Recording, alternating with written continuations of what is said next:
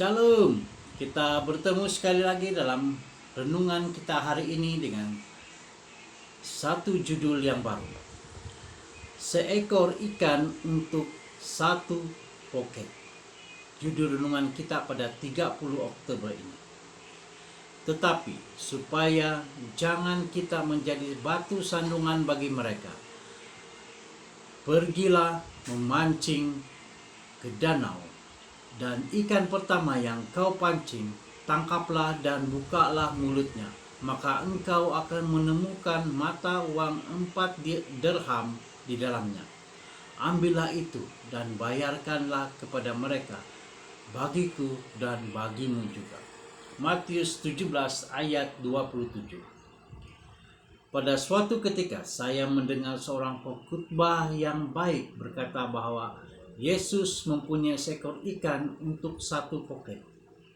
Nampaknya Petrus yang sentiasa berkata dan melakukan perkara pertama yang datang dalam pikirannya tidak menjawab soalan itu dengan betul apabila pihak berkuasa bertanya kepadanya, apakah Yesus membayar cukai bait suci? Petrus yang mahu mempertahankan tuannya berkata, ya, dia membayar cukai. Tidak terlintas dalam pikiran Petrus bahwa sama seperti anak-anak raja tidak membayar cukai kepada kerajaan, anak Tuhan juga tidak perlu membayar cukai kepada tempat suci. Setelah memperbetulkan pemikiran muridnya yang baik itu, Yesus mengarahkan Petrus untuk melakukan sesuatu yang sangat aneh. Dia memberitahu Petrus untuk pergi menangkap ikan. Ikan pertama yang dia akan tangkap akan mempunyai sekeping siling dalam mulut, dan dengan duit itu dia harus pergi membayar cukai bait suci untuk mereka berdua. Betapa anehnya kerja suruhan itu. Jadi ketika Petrus pergi ke sungai, Tuhan mengatur seekor ikan untuk mendapatkan sekeping siling di dasar sungai, mengambil siling itu dan memasukkan ke dalam mulut, dan kemudian berenang kembali menuju ke kail yang Petrus telah turunkan ke dalam air. Petrus menangkap ikan itu, membuka mulut, dan di sana terdapat siling tersebut. Kita tidak diberitahu apa yang Petrus telah lakukan kepada ikan yang baik itu. Tetapi saya berharap yang dia telah membelai sedikit ikan tersebut dan membuang ikan itu kembali ke dalam sungai, supaya ikan itu boleh pulang dan bersama dengan keluarganya. Ya, memang benar.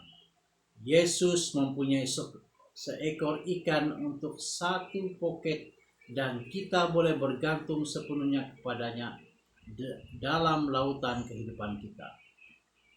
Bapa kita yang di surga mempunyai beribu-ribu jalan yang disediakan untuk kita, yang kita tidak tahu. Mereka yang menerima prinsip pelayanan dan menghormati Allah akan mendapati kesukaran itu lenyap, dan jalan yang terang terbentang di hadapan kakinya. Kerinduan pada segala zaman. Muka surat 2:10. Mari berdoa.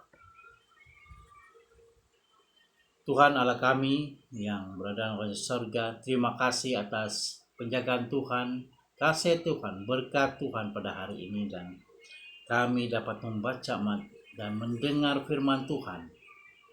Dan biarlah Tuhan terus mengadakan setiap seekor ikan bagi setiap poket kami, supaya berkat Tuhan itu ada pada kami dan kami dapat berbagi juga berkat kepada orang lain. Terima kasih Tuhan, dalam nama Yesus kami berdoa. Amin.